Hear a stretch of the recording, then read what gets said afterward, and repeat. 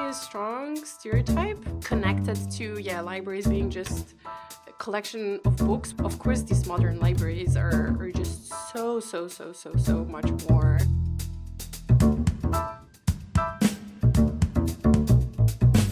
Welcome to Reproducibility, an open science podcast featuring early career researchers. I'm Sarah, coming to you from Lincoln in the UK, where I'm an immigrant on the land of the people who colonized the land I've called home most of my life, so-called Canada. Today, I'm really excited to welcome two guests from the University of Oslo's Open Research Team to Reproducibility.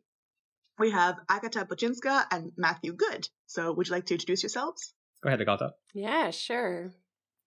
Thanks so much, and thanks so much for the invitation. My name is Agata Bochynska, and as Sarah said, I work at the Open Research team at the University of Oslo Library right now. But my background is as a researcher in psychology and linguistics, mainly. So after PhDing in language, mostly psycholinguistics and language development, and then postdocing in psychology, also developmental psychology, I shifted a little bit to work with open science and reproducibility. So now I'm here at the University of Oslo and working with my colleague Matthew Good. Yeah. As I introduced, my name is Matthew Good. I am formerly from Canada and now, following my heart, moved to Norway. And after taking a PhD studying innovation and entrepreneurship at the University of Oslo here, I've jumped into the library and working here to build something we're calling a digital scholarship center. I had tried to find a better name, but we're stuck with that for now. Working with different things around open science, digital skills development, basically supporting researchers in various aspects of the research process, especially with kind of the digitalization of research and this push for transparency and openness in the research process. So, and I also have a background in engineering, which is also kind of a weird way that I've somehow ended up here, but it's fun. Awesome. Well, welcome. This episode, we're talking about institution-wide open science, building a digital scholarship center, and the role of libraries in the open science movement. So let's nibble on an appetizer to start, which this week is brought to us by Agata and Matthew. Yeah, so we thought for a warm-up and a start to this discussion, we could talk a little bit about a project we are now heavily involved in with Matthew, which is a local project at the University of Oslo, but it is a university-wide project. It's called QualiFair, and it's focusing on making qualitative data more fair. And for those that don't know what FAIR stands for, it's findable, accessible, interoperable, and reusable data. So it's focusing particularly maybe on that reusability part, since making qualitative research and qualitative research outputs more reusable is very difficult. And it's funded by this local hub node funding scheme at the University of Oslo that it's supposed to facilitate more collaboration across the university between those researchers that maybe don't even know they're doing very similar things or they're dealing with very similar issues, right? Mm-hmm. So for this particular project, a group of researchers have, in collaboration with us, with Open Research and Digital Scholarship Center, they applied for funding to facilitate that collaboration into making qualitative data more reusable. So I'm currently coordinating this project. So I'm sort of partly bought out of my role to work on this project, and Matthew is leading one of the work packages in the project. Awesome. Yeah, we can also point out that it's primarily focused on qualitative data, but we're also looking at specifically data that can be sensitive, and how we can also, in addition to being qualitative, but that has some kind of context sensitivity or something with private or sensitive information that may be difficult to share. So how can we facilitate that process, and also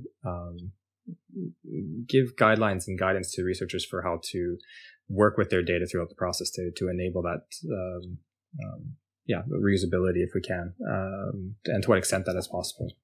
Yeah, because when you think about it, a lot of, I don't know, for example, interview data or video or picture data, even though you remove all the sort of directly identifying information, there might be still a lot of context there that can be indirectly identifying your research subject. So in the interviews, people might be, talking about what they do for work, or what kinds of people they know, or what kinds of hobbies they have. And if you put together all that information, even though you don't know their name or anything else about them, you might still identify them. So that's really challenging data to identify. But that sort of context sensitivity is difficult in another way too, because sometimes qualitative data is so locked into that one particular moment when it's collected.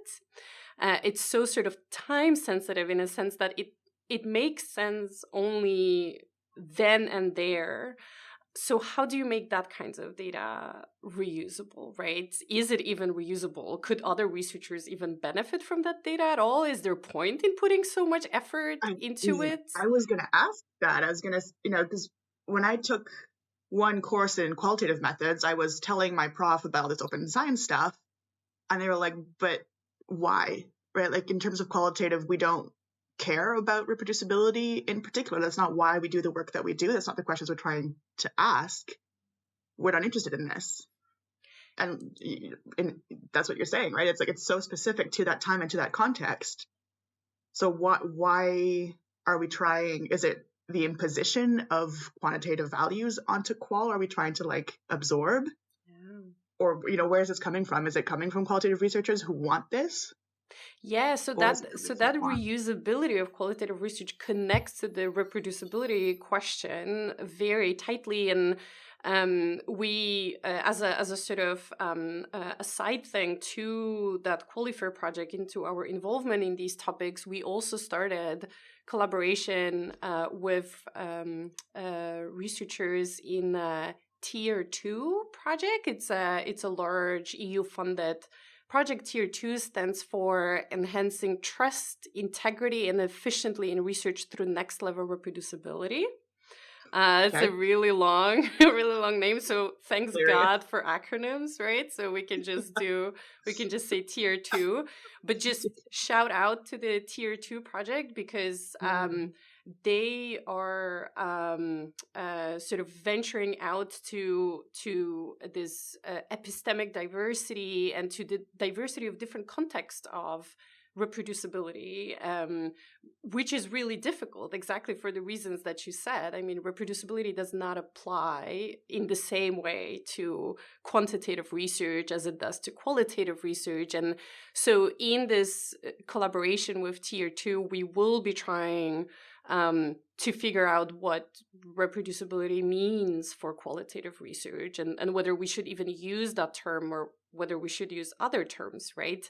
I like how Matthew always says that, well, there are all these terms in qualitative methods books that already exist, like, I don't know, validity, right? Or all these terms around the concept of reproducibility that maybe we could be using more in the context of qualitative research. So so be on the lookout for announcements about some events in Tier 2 project, also in collaboration with us. We are really, really, really looking forward to the products of this collaboration. Yeah, and I mean, just to give an example of what where qualitative research could be reused is one of the partners in this project.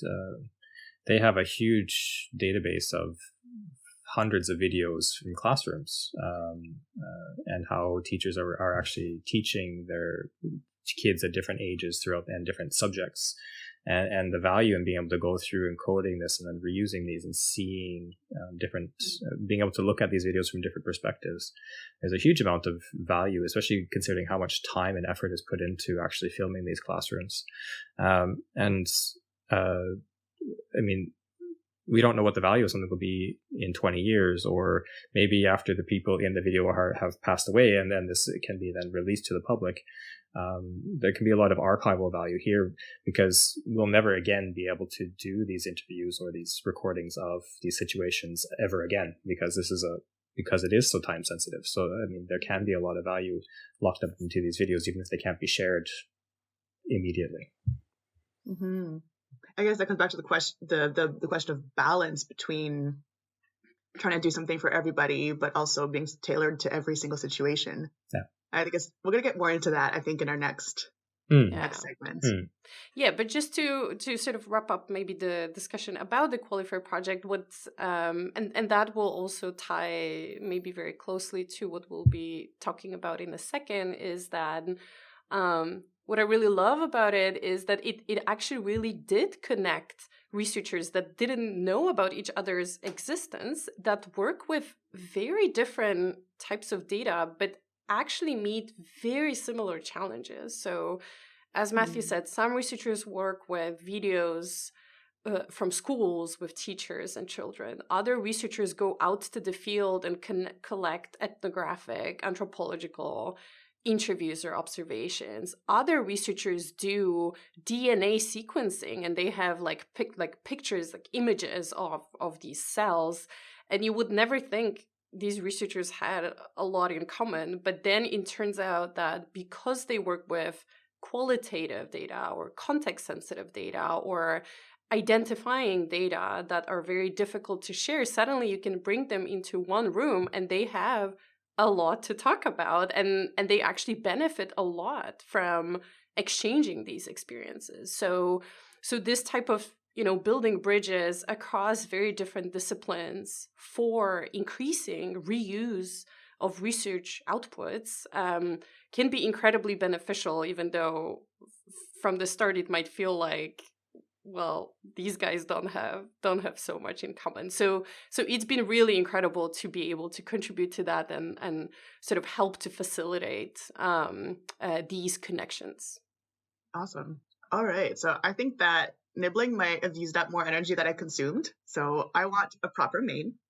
This week, we are learning about the University of Oslo's Institutional Open Research Team. So let's start at the beginning. What is this team and what does it do?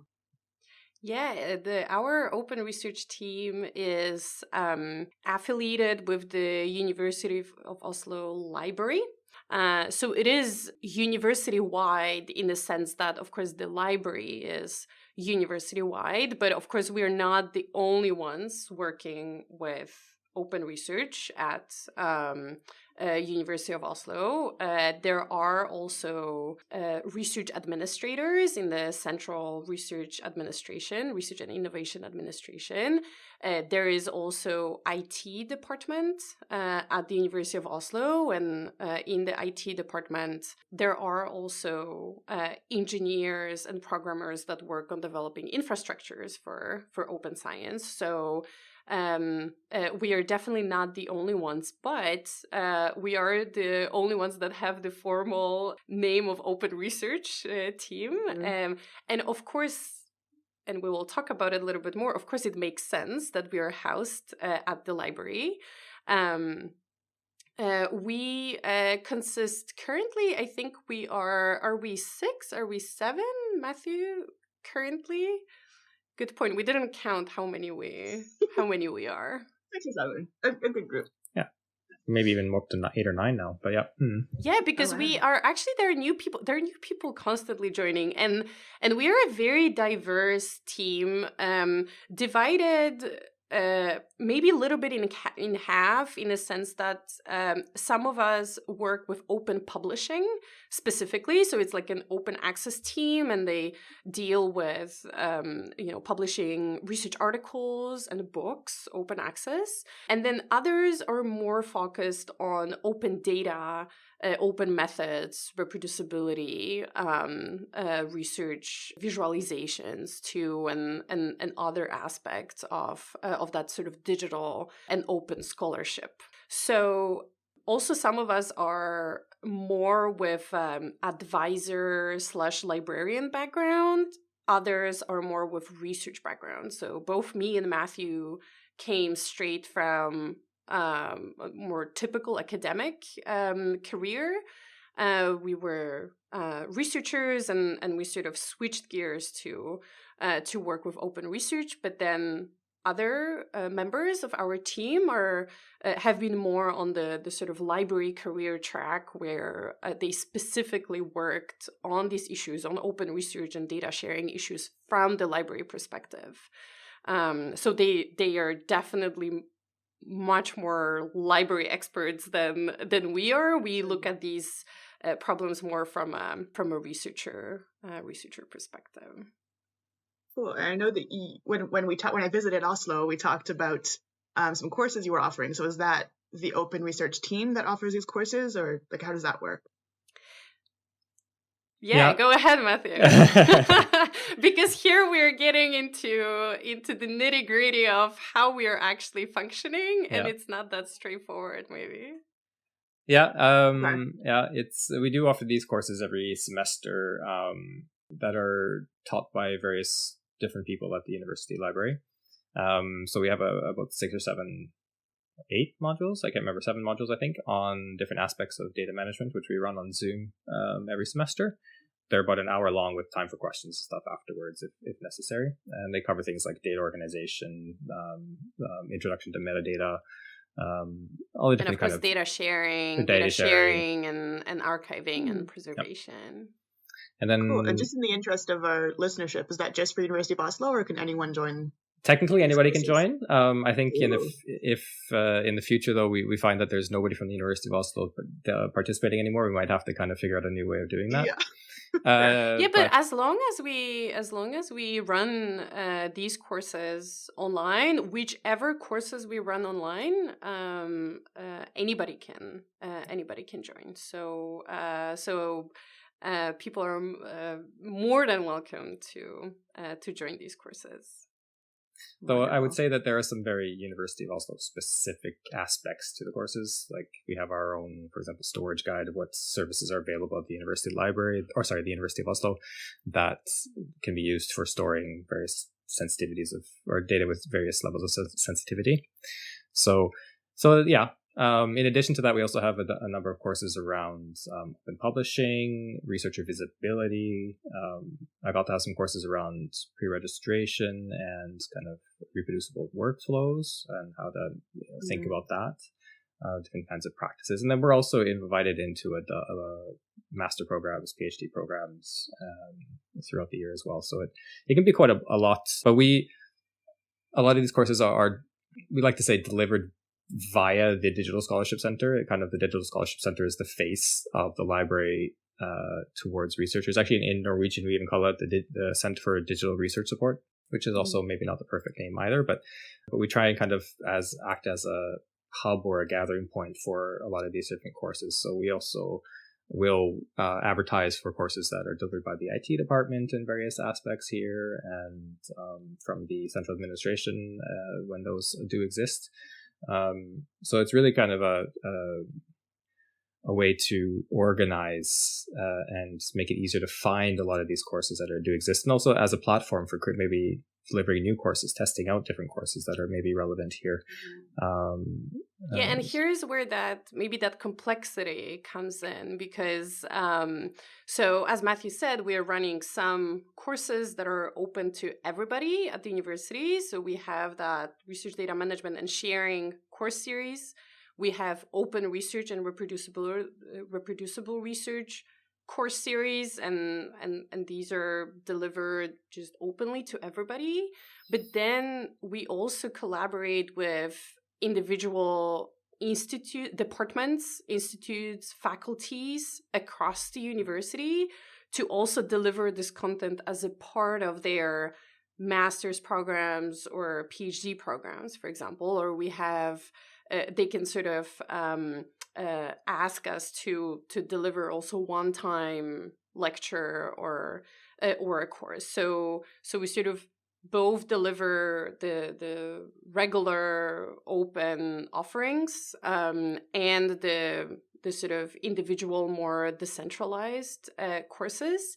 And when we deliver these sort of more local courses, it's also not only us, the open research team. We also collaborate a lot with different subject specialists across the library, because in the library you have subject librarians, right? You have librarians that are specializing in medicine, in sociology, in law, in mathematics. Well, not everyone might know that, so that's actually really good tacit information. Exactly. And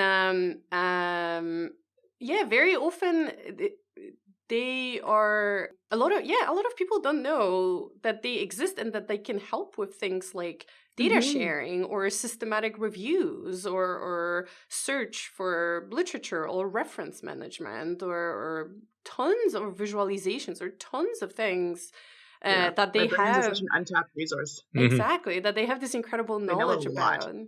Yeah. So we try to use that resource and sort of function a little bit more like an octopus with, tentacles in every single discipline and as much as we can and in every single department, so that through our centralized open research group, we can go to these decentralized discipline-specific resources, and through them we can go to local departments and faculties and deliver that open research content. And here is maybe where Digital Scholarship Center comes into play, because our open research group is a little bit more like a back end maybe to all of it, and then Digital Scholarship Center is more like a front end. It's for researchers across the university. So I don't know, maybe that's a good moment, Matthew, to say a couple of words of how you came up with that idea, with the Digital Scholarship Center idea, and how you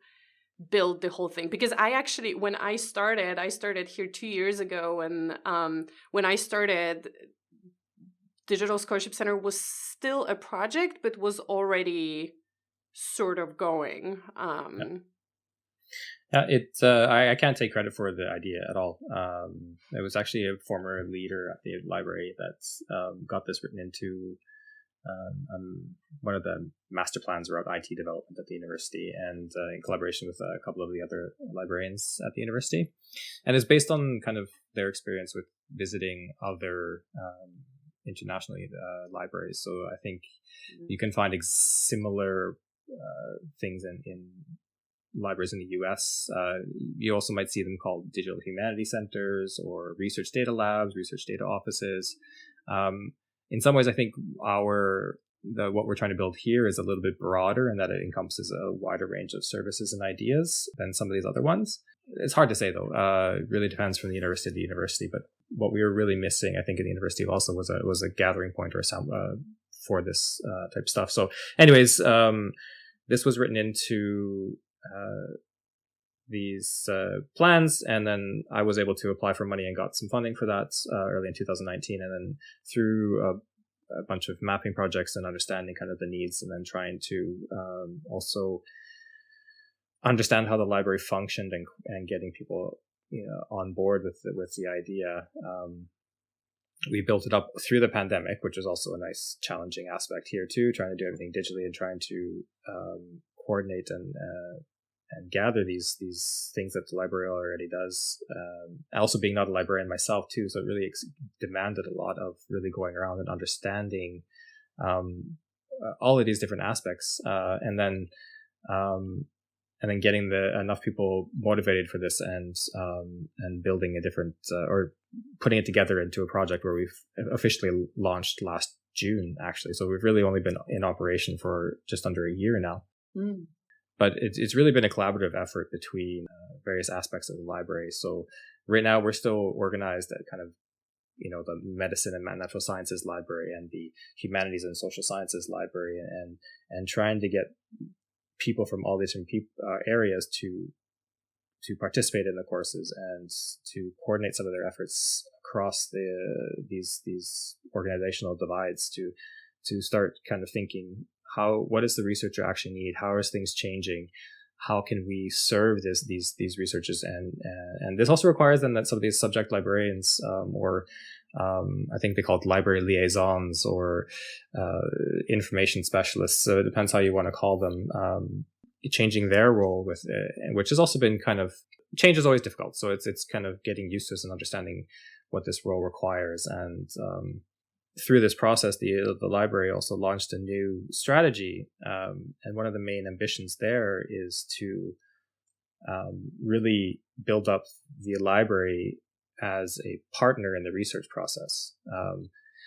Because we are a neutral meeting place for libraries. And I mean, libraries have also been a home for open science practices for, since libraries existed, taking care of research outputs and putting it together. So trying to kind of build that role and making it clear that we do have these research specialists and available that do have an understanding of the disciplines and can adapt the material or these open science things into a language that maybe is understood by the disciplines, and also actually understanding the methods and what's important for these researchers. Really makes us a good meeting place for this. So how can we do that organizationally? And I think that's where kind of this center and where the success of our center so far has come from. Not to say that we're perfect. We're have our own challenges, but definitely. But it's definitely got a lot of momentum right now. Yeah, that's awesome. I was gonna ask a series of questions about like past, present, future, essentially. So in its origins, was this project always going to be in the library, or was that something that had to be, I don't know, someone had to be convinced, or was it just always obvious? And then the present, like, what's your engagement been like as you build it? And then where do you want to go with it? Yeah, in the past, it was always in the library. This was kind of pitched as a library thing based on this. I think one of the paragraphs I wrote was specifically on these 100 years of experience as the library being a hub or a discipline neutral meeting place. So it was always kind of based in the library and based on what we've been seeing out there. So we didn't have to make that argument so much, but we did have to convince the funders, if you will, that this was something that was important. I think one of the feedbacks I got earlier from one of the deans at the university was like, it's going to be very hard to sell a meta service, basically a service for services, right? So you guys need to be able to show results right away. And that was luckily at the same time a project where Agata was hired into, was the kind of the competencies project, or the competence building project for research data management. So it's kind of like a way of showing what the library can do, and showing that we can also deliver services on top of this. And then we also have a really thriving Carpentries environment, software Carpentries and data carpentry environment, which also kind of helped create a foundation for us to build this further. And then it was trying to get the IT department to also see the importance of this and as an outlet for them to also provide, if they want their training and their courses, or our university IT department is very entrepreneurial, so they've developed a lot of services that are used nationally, and so using this as a way to show their services and market and also get feedback for their services too. Like, what is the feedback getting for the service? What are the usually complaints about these services? There's always complaints. And I think. Yeah, and I think for the sort of past and present, before we go to the future part, I think that Digital Scholarship Center is riding that wave of open science movement and of digital and open scholarship, because there is such a huge need for training and education in all these new tools. I mean, why do we have open science? We have open science because we have digital science, right? Because everything at some point ended up out there in the cloud, can be shared with just one click. And suddenly we need infrastructures, and we need new skills, and we need a whole set of training and education and skills development materials so that we can do research in this completely new way. So this is what sort of both maybe enabled and showed the importance of having these meta services like Digital Scholarship Center services. And as Matthew said, it's also inspired by other digital scholarship centers around the world, because of course we are not the only ones. And I don't know, Matthew. I think they're always housed somewhere with the libraries, or typically they are closely connected to the library. So they can be centrally at the institution, but I think there will be always some sort of connection to the library in one way or the other, and also because again, libraries are such a neutral ground and the sort of hosts of open knowledge for years and years since back in the days. So I think that's definitely what enabled and showed the importance of this project. Mm-hmm. Yeah. I think underutilized as well. That might just be my perception, but I feel like libraries are often forgotten. They're And certainly in the capitalist world, it's all about buying things and having access and having to buy a subscription or buy a book or what have you. But like the library has these things. It's generally pretty easy to get a library card. And libraries work in this like really invisible way where you sort of don't notice you need them until you don't have them. I had this incredible conversation with a colleague of mine that used to be at the university and then moved to a more private research institution, and they were telling me, they were like, Agata, I didn't realize the huge amount of effort and resources that library provided until I didn't have it. And they're like, now I cannot even do like there's no facilitation of open science and open publishing, of course, and like access to materials or like facilitation of data sharing in these important infrastructures, because I don't have a library at this institute where I do research now. So they were like this sort of realization only when they lost it, they sort of saw how important it was for research and for really daily activities with research, connected to research. I think that's exactly like the invisible role of just getting access to these journal articles is one obvious thing, but at the University of Oslo, the University of Oslo Library, we have a huge host. We play a host to a large amount of events around disseminating research results, and I'm not sure how many people are really aware of that aspect of the library as having this host role. Providing physical space for courses, for activities, and that sort of thing as well.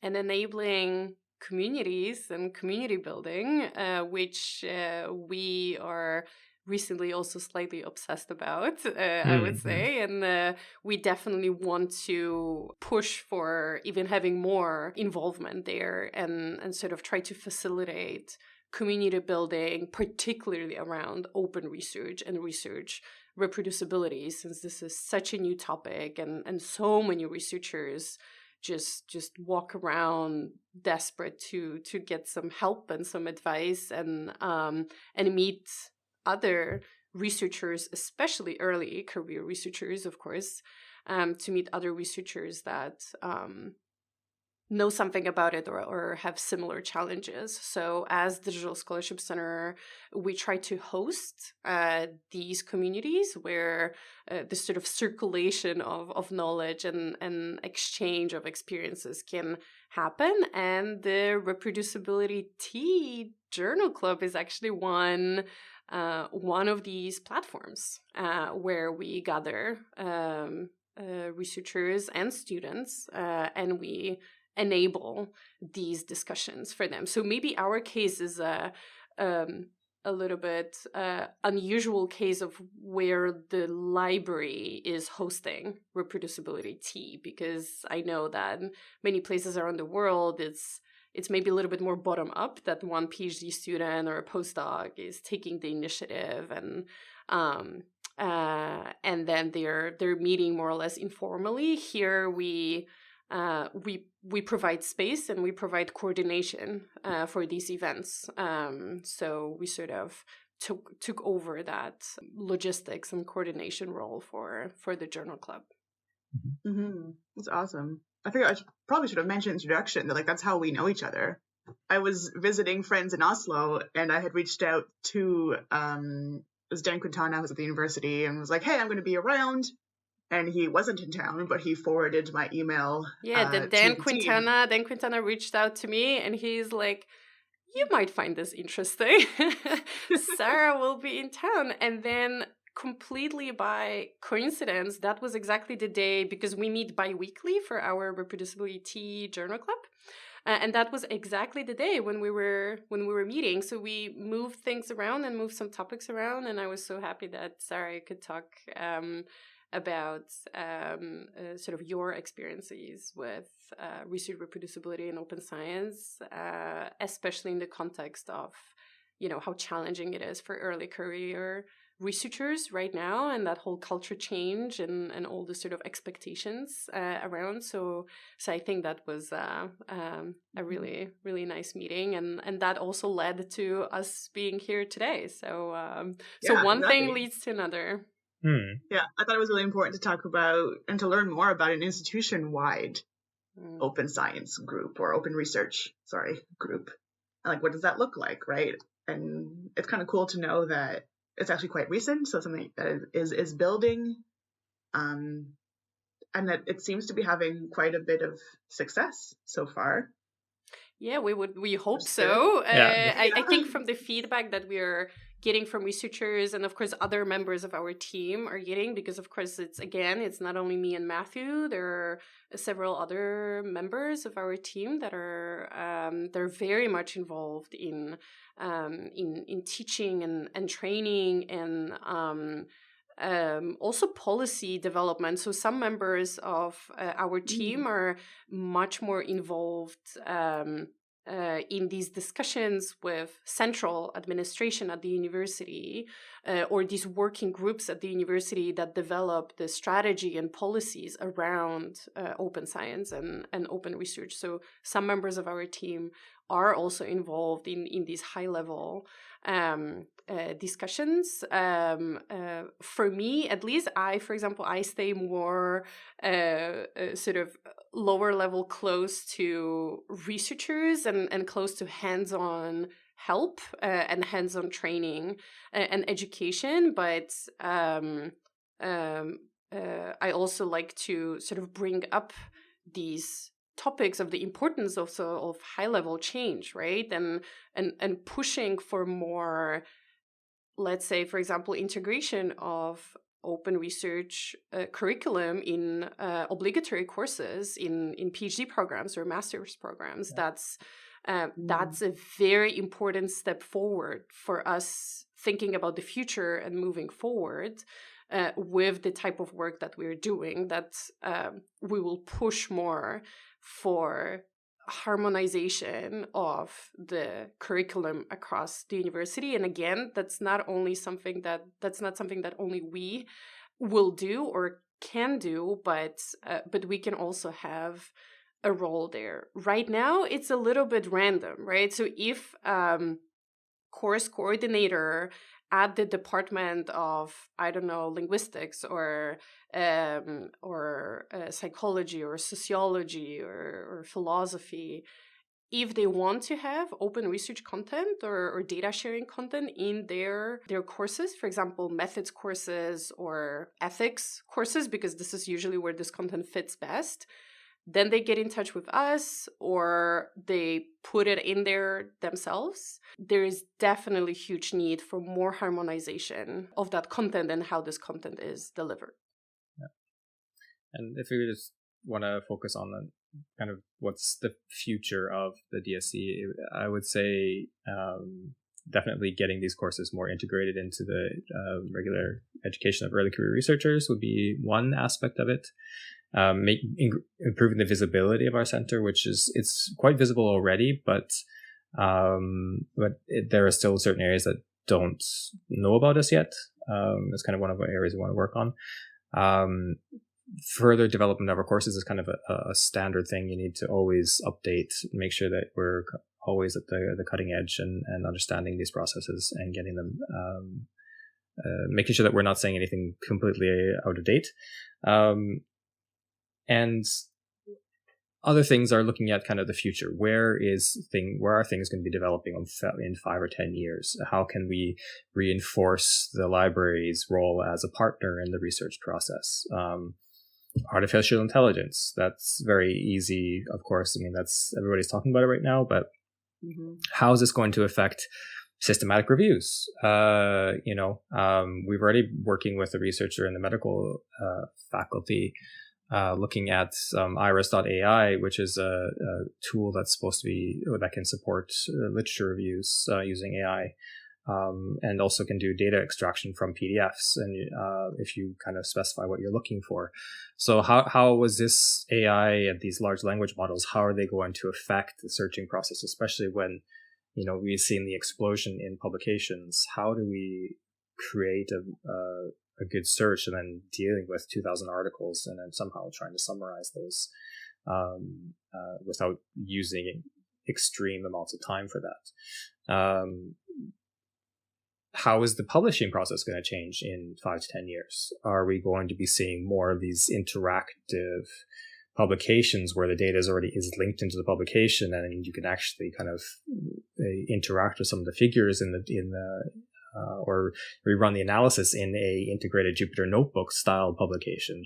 How is this all going to be look in that time period frame? It's there's a lot of possibilities here. And I think publishers are already, with the challenges from open publishing and Coalition S and all these type of things. How are they going to change and provide other services based maybe on AI tools and sort of thing? So there's a lot of really interesting questions coming forward from the library perspective, from the, how do I be a good researcher perspective, which are really kind of interesting topics that we're going to hopefully hold an eye on. That's like equal parts, exciting, and also sounds terrifying. Yeah, exactly. Like overwhelming. But this is why the need for these meta services again, right? This is why the need for people that are with one foot, they're still in the research world and like close to all these issues on the ground and very much aware of what these issues mean for daily research practice or high level sort of research issues. And then they're with one foot into, okay, like how do we figure out how we actually do it, that sort of meta level, and then what works and what doesn't work. And also the need for more research on what works. So the need for more meta research about which practices of all these practices that we are implementing and we are recommending also to researchers, what actually works, what makes research more rigorous, what makes research better, more valid, and what makes the results more reliable, because that's also not such an obvious thing, and there is a whole bunch of new ways, new tools for conducting research, but the meta research on those is lagging behind a little bit. So there is definitely huge need for that too. Mm-hmm. That's sort of encouraging in a way also, because it's the landscape of academia is a little bit bleak in terms of jobs. But if there is this whole new thing that can start, I mean, of course you need the institutional support to create those jobs, but it's a direction that we can go in. It's something that we can advocate for. And that's a really important point, because so that was a little bit the case for me, right? When I was a PhD student and then a postdoc, and then of course, what kinds of jobs are you considering? Well, I was super into research and super into what I was doing, and of course, a so-called traditional academic career path. I was 100% convinced that that was the thing for me, right? And then by the end of my PhD and during my postdoc, I was really thinking a lot about, like, how do I make what I do more meaningful? Are there other research-related jobs or jobs in academia that could allow me to not only produce evidence or collect data and sort of add these like small bricks to the evidence wall, right? But would allow me also to have some sort of impact on how research is done, and how science is really happening. And did anybody tell me about academic careers in the library? No, nobody told me about that. Of course, nobody told me about that. All non or so-called alternative career paths, right? I hate that term because they're not really alternative. I mean, most people actually end up outside of the sort of the traditional career path or so-called professorship. So most events about, again, so-called alternative career path were about industry jobs. But there are actually jobs at the university that are not PI professorship jobs, but are jobs that allow you to stay close to research. I mean, we can have research time, right? So we can still do active research as a part of our jobs, and also allow you to have some sort of impact on how research actually is done. And it's also very satisfying to teach researchers about how they should actually do things, to go and tell people, you should do it this. No, I'm joking. Well, not really joking. I mean, it is satisfying, but but I think it's a really important point. And I think there will be, of course, increasing amount of these types of jobs, not only in the libraries, but we have increasing amount of jobs for data stewards or data managers at universities that are not necessarily housed at the libraries, but are housed locally at the research departments, faculties. Research administrators are doing incredible amount of work that enables research. And the more I work closely with research administration and I see what they do, I have incredible amount of respect for the jobs that they're doing. So there are so many jobs around enabling research and improving research that I really think, and that, again, that are still at the university, right? Not somewhere, not in the industry, not somewhere outside, that I think we should be really talking more about it. And I mean, I guess if we want to, it could be something that's good for a rant as well, if we want to go into it as kind of understanding, or trying. Well, for me, it's trying to explain what the library does. That's more than just books. Trying to fight that stereotype of what the library, at least a academic library, is and what it can do. Yeah, that seems like a good point to pivot then. Switching from solids to liquids in Spilled the Tea. So, to you, our honored guests, what would you like to rant about? That's definitely, I think that's a really good point to rant about, the explaining the roles of research libraries and university libraries, and recognizing their role by researchers, by service providers, by leadership, by IT departments. I think that's definitely something that has been on our mind and has been a recurring theme in many discussions. And I mean, I think that's why having a center like DSC is nice, is because you have a different name associated with it. You don't necessarily have to call it the library; you can call it the center, and people are it's a different.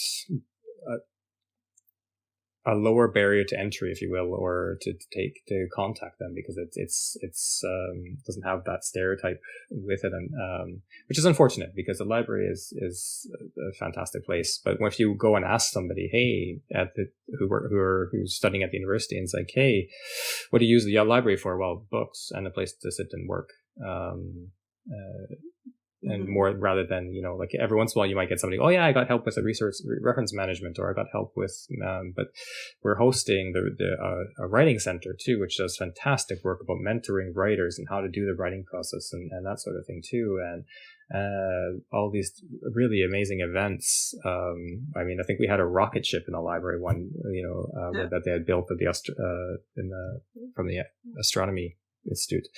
So it's some really amazing stuff, and really a great place to build communities, to push for open science, to kind of take care of the outputs of that research as well. That is really, if you want to look at it, that's kind of the core of what the library is, and museums as well. I won't. They do an amazing work, and there's some amazing stuff that happens at the museums as well. Just the 3D pictures that they're taking of these Viking artifacts is really cool too. So. I think it's really interesting that it has such a different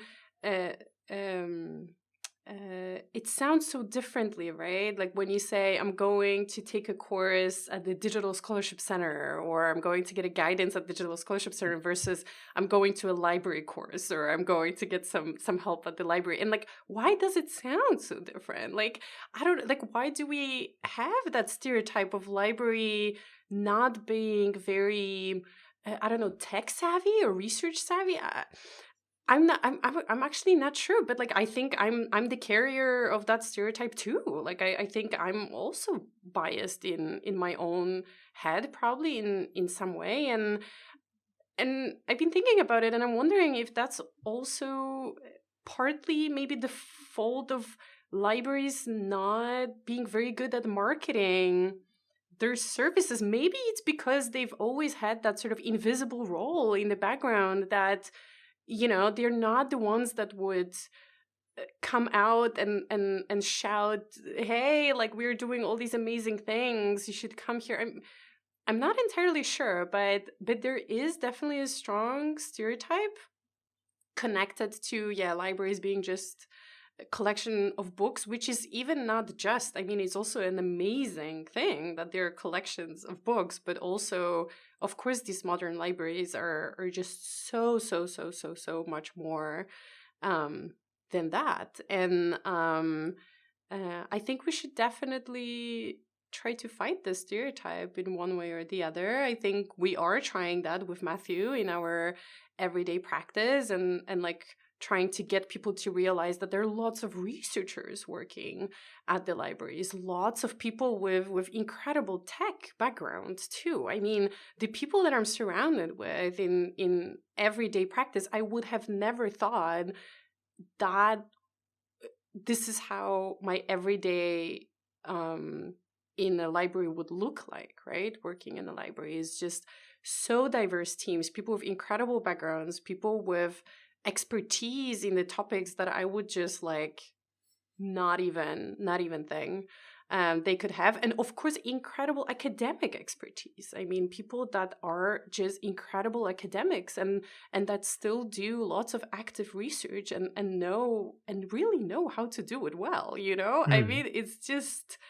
it's just incredible to look at. So so I think that's definitely part of also our mission in a way, through delivering all this open research content, reproducible research content, or digital scholarship content in our trainings, in our courses, in our guidances to researchers. We also try to spread the sort of message of, this is what libraries are doing these days. And of course, that's not only University of Oslo, that's the case around the world. Municipal libraries too, like they've also gone digital and offer courses and offer all sorts of resources for any type of person. Yeah, that's part of the beauty of it. And like I spent several days in the Halifax library. I was visiting Halifax and looking around, and I caught myself judging some people for like coming in for a nap, and I was like, wait, no, this is for everybody. Mm-hmm. This is what the library is for. It's for people who might not have internet at home. It's for people who might need to access a phone. For people who might need any kind of service. Printers. I don't have a printer at home. Everything happens at the library. I think that the new downtown library, new downtown library in Oslo has a recording studio and yeah, you can go play drums. I mean, how amazing is board that games in a and library? yeah. So They have you get sewing exposed. machines. You can go and you can do like textile work, and I mean it's just incredible. And also for specifically for research skills, I very often say that when I was postdocing at New York University, a lot of programming and visualizations with like R and Python that I learned was at New York University Library. Actually, they were running these Carpentries courses. Matthew already mentioned them. For those of you that don't know what Carpentries are, it's this global organization for teaching basic data science to students and researchers. So basic sort of coding, mostly in R and Python, but also Git and GitHub use and Shell and Unix Shell and other sort of data science related skills for research. And yeah, a lot that I'm still using today in everyday practice in my data analysis, in data visualization, is what I learned at the library at NYU. So so thanks NYU Library. Really appreciate that. Of course, I learned tons in the lab where I was at the Department of Psychology too, but the sort of like filling the gaps in my knowledge and getting some sort of basic understanding of some things, that a lot of that happened at the library. Yeah.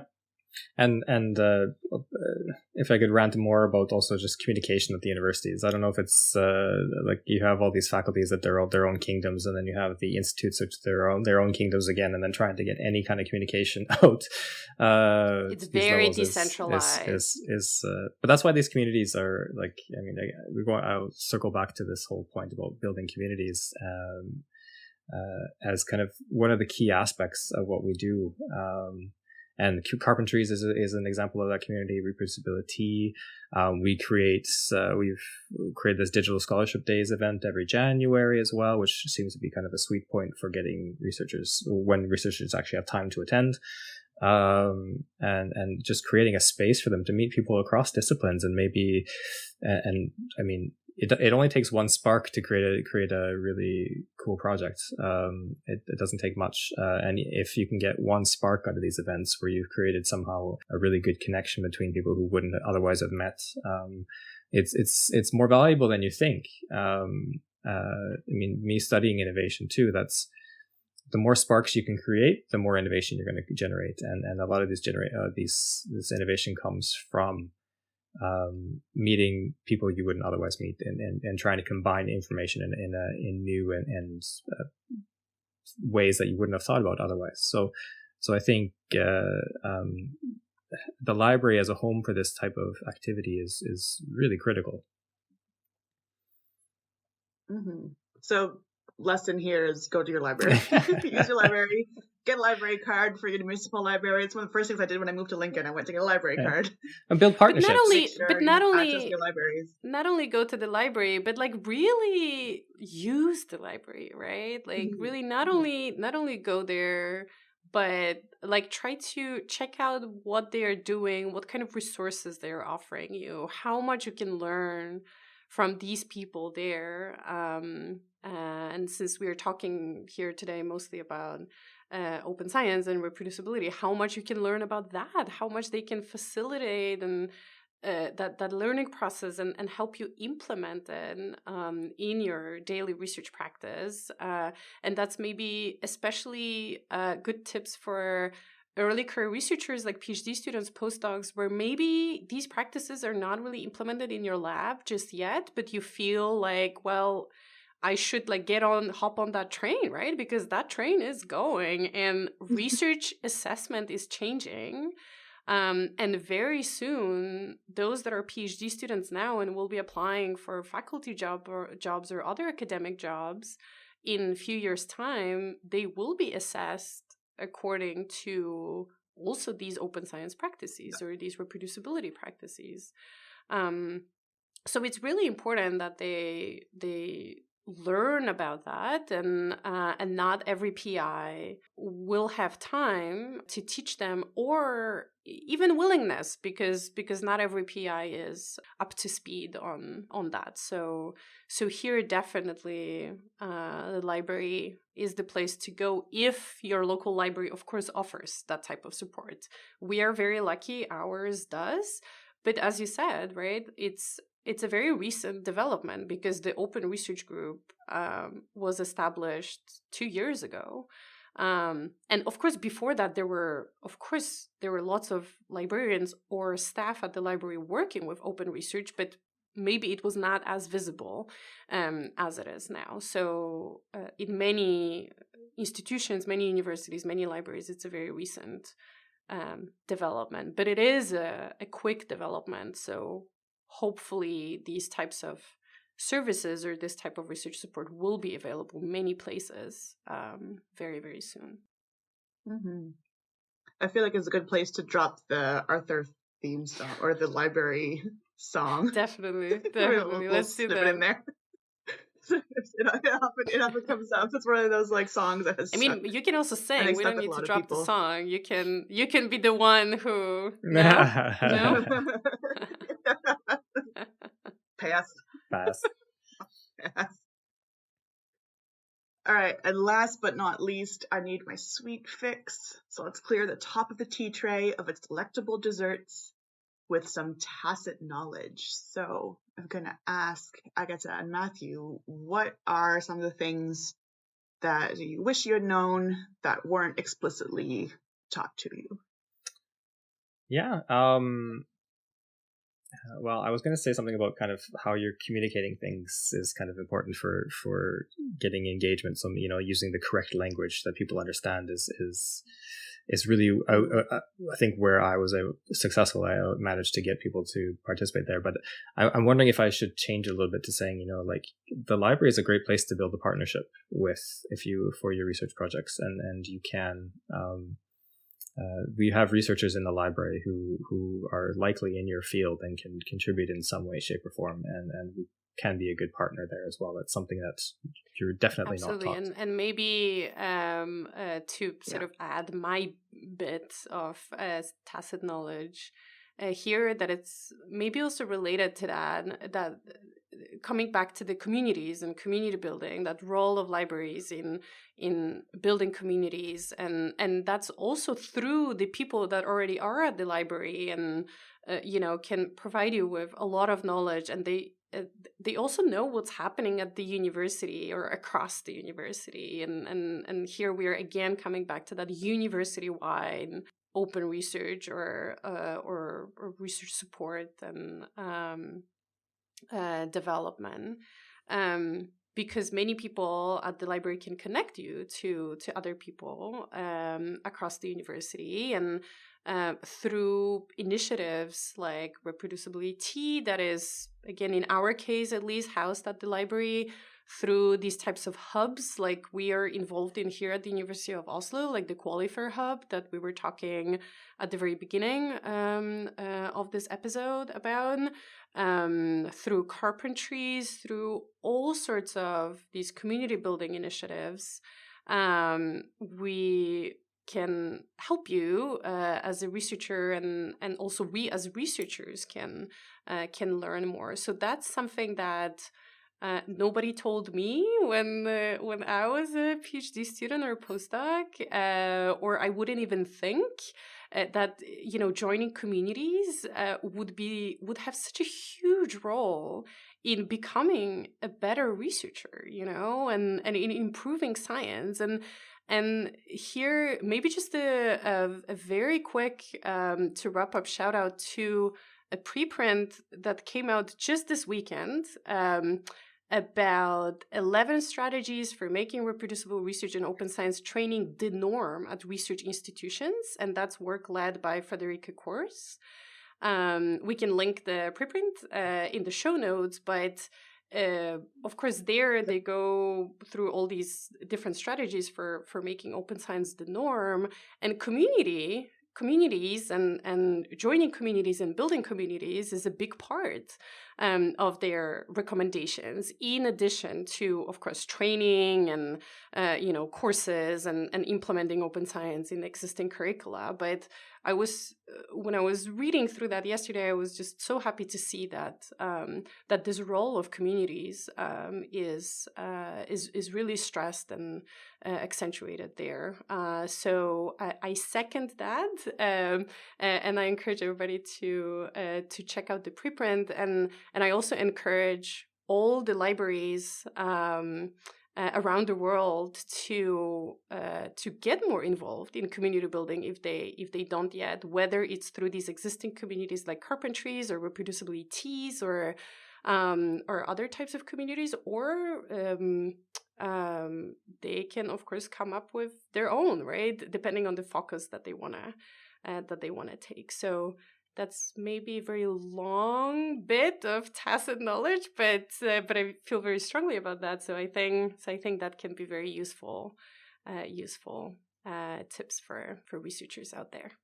Mm-hmm. Well, thank you so much for sharing your knowledge and for sharing your experience of this work that you do. This has been a wonderful just celebration of libraries episode, and I'm really excited about that. I'm glad it's like what it turned into. So we're going to wind it down for this week. So thank you so much for joining us. Thank you for listening.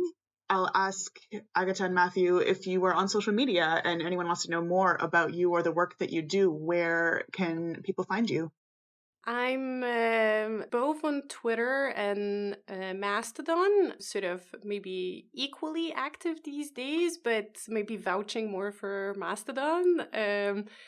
On Mastodon, you can find me at Agata at ferryscience.org. So feel free to follow me there for different tips and information about open research and reproducibility. On Twitter, I'm at Agata Bochynska, so my name and my last name. So that's a little long handle, but I hope you will find it. I do exist on LinkedIn too, but I'm not really active there. So I think Twitter and Mastodon are better ways of connecting with me. Cool, Matthew.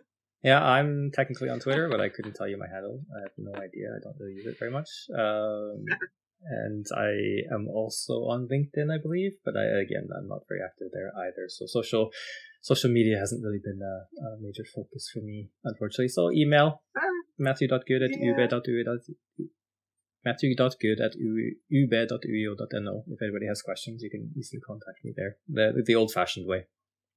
Cool. Does the Open Research Center or team have any social media presence? Digital Scholarship Center doesn't have really social media presence, but we have a newsletter. If you would like to know what's happening at Digital Scholarship Center, you can go to our website and sign up for the newsletter. So I think we can also link the website maybe in the show notes so that everybody can check it out and see what we're up to.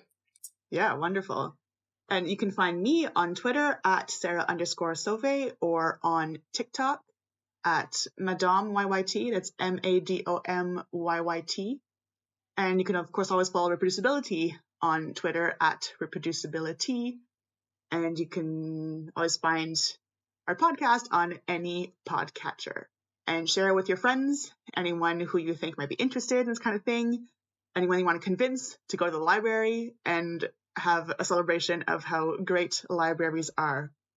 So again, thanks for joining us this week, and we will see you next week. Thank you. Bye. Bye. Thank you. Bye.